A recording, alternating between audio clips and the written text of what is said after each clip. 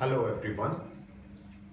हम लोग class 11th के बोर्ड का सिलेबस यहाँ पर स्टार्ट करने जा रहे हैं and this video AIIMS for those students जो कि इंग्लिश मीडियम में पढ़ते हैं लेकिन जिनका अपना जो एक सराउंडिंग है, जो एक एटमॉस्फेयर है वो हिंदी मीडियम का है। मतलब आप घर में हिंदी बोलते हैं, नॉर्मल आप हिंदी बोलते हैं, लेकिन आपका मीडियम ऑफ इंस्ट्रक्शन इंग्लिश है। तो चलिए ज़्यादा टाइम वेस्ट किए बिना हम लोग देखते हैं कि अपना 11th क्लास का सिलेबस कहां से स्टार्ट होता है। The first thing which we need to focus about is measurement. ये आपका एक तरह से फर्स्ट चैप्टर और उसका भी फर्स्ट टॉपिक है मेजरमेंट। इस वीडियो को जब आप देख रहे हैं तो मेरा आपको एक एडवाइस है, ये सारे वीडियोस आपको आपके नोट्स बनाने में भी हेल्प करेंगे। बस मैं जहां आपको बोलूं कि ये चीज आप लिख लीजिए, उस जगह पर आप वो चीज उठा के लिख लिया करिए।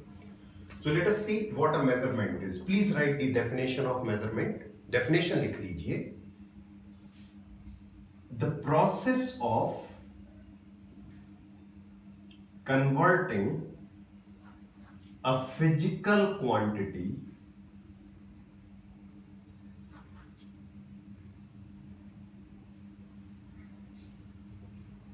in other words we can call it magnitude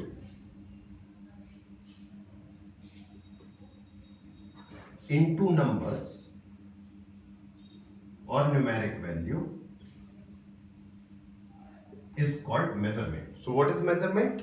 The measurement is the process in which we convert the magnitude of a physical quantity into numeric value.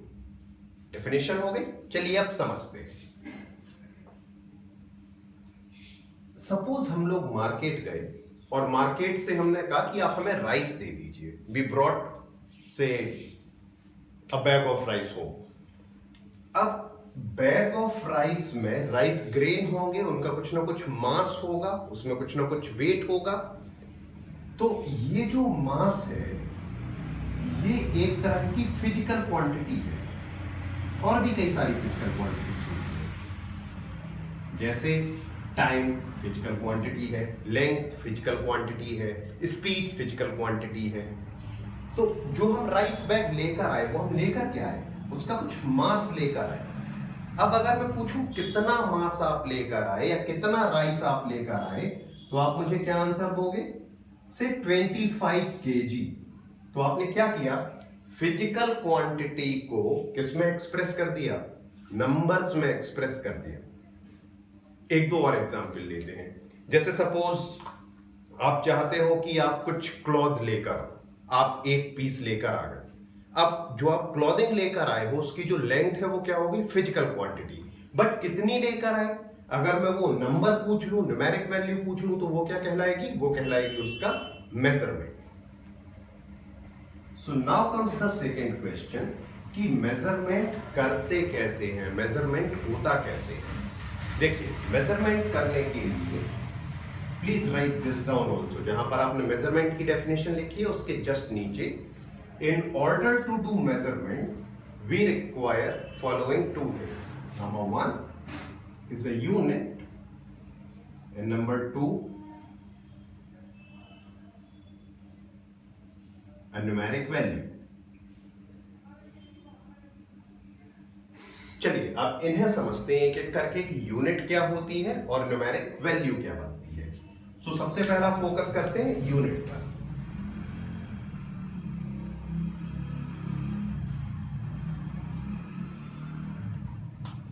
Unit आप डेफिनेशन लिख लीजिए, उसके बाद समझते हैं। Unit is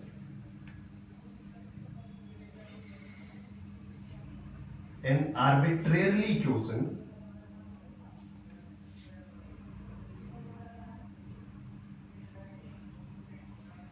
well defined quantity। सबसे पहला word ध्यान दीजिए, आर्बिट्रेरली चोजन। इसका मतलब ऐसा कुछ नहीं है कि ये यूनिट बन सकती है, आप जिसको चाहो आप उसे यूनिट बना सकते हो। जैसे लेंथ की पॉपुलर यूनिट हम लोग क्या लेकर चलते हैं? सेंटीमीटर, इंचेस, मीटर, किलोमीटर, यही सारी ना। अगर हमारे पास ये कुछ भी नहीं है तब भी चलेगा। It can be anything. It can be an arbitrarily chosen measurement. जैसे फॉर एग्जाम्पल से ये बोर्ड है, मैं चाहता हूं कि मैं इसका मेजरमेंट ले लूं और मेरे पास स्केल नहीं है, मेरे पास मीटर नहीं है, तो मैंने क्या किया, मार्केट जाने के पहले मैंने ये मार्कर लिया और मैंने बोला कि ये एक स्टैंडर्ड यूनिट है, 1 marker length is standard unit, और मैंने ये बोर्ड अपना मेजर करना स्टार्ट किया। इसे देखते हैं कितनी बार रिपीट करेंगे। सो 1 2 3 4 5 6 7 8 9 10। तो मैंने ये बोला कि जो मेरी यूनिट है वो कितनी हो गई, 1 मार्कर लेंथ के इक्वल। काय की यूनिट हो गई अपनी लेंथ की। So the question is, can I select anything to be unit? Yes, as long as it makes sense. जैसे आप राइस के ग्रेन को ऑब्वियसली लेंथ में नहीं मेजर करोगे, राइस के ग्रेन्स को आप क्या करोगे, उसका मास निकालोगे। तो as long as it makes sense, anything can be unit. Now, what does this well-defined means? Well-defined means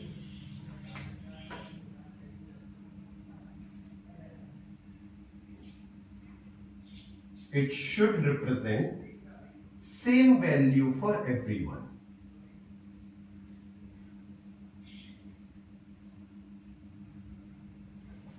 अब यहां पर कैच है, चलिए एक एग्जांपल लेते हैं जो आप बड़े आराम से कर भी सकते हो।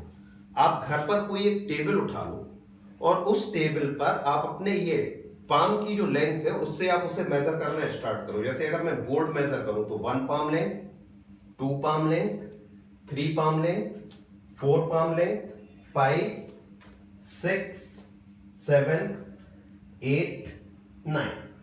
मेरे हिसाब से ये जो बोर्ड है ये पाम लेंथ का कितना है, 9 टाइम्स है।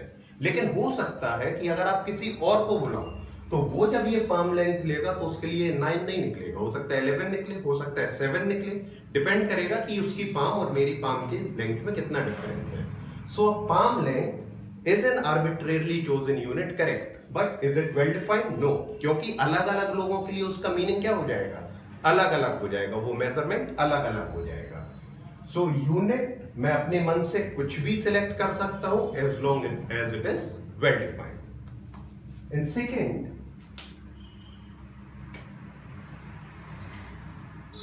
इज अ नंबर और न्यूमेरिक वैल्यू। अब जैसे अभी देखो, अभी मैंने मार्कर लेंथ को क्या किया था, अभी मैंने मार्कर लेंथ से इस बोर्ड को मेजर करने की कोशिश की थी, ये मैंने अपनी यूनिट बना ली थी। तो कितने बार हमने रिपीट किया था इसे, 10 टाइम्स। इसका मतलब क्या हुआ, ये नंबर या न्यूमेरिक वैल्यू जो है उसकी डेफिनेशन है, ये लिख लीजिए आप, the number of times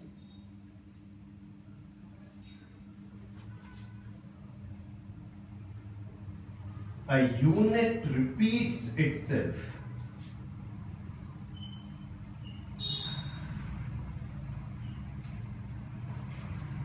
in a given measurement is known as its numerical value.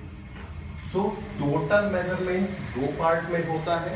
सबसे पहला आप किसी भी एक क्वांटिटी को सिलेक्ट करके उसे यूनिट बना लेते हो और फिर आपने यूनिट कितनी बार रिपीट की वो आपका बन जाता है न्यूमेरिक वैल्यू। अब अगर मैं इन दोनों को कंबाइन कर लेता हूं तो इन दोनों को कंबाइन फॉर्म में हम लिखते हैं मेजरमेंट। यहां से आप एक चाहें तो एक फॉर्मूला बना सकते हैं, दैट इज क्वांटिटी, मतलब जो आपने मेजर की है फिजिकल क्वांटिटी वो, it is represented as n into U, where n stands for numeric value,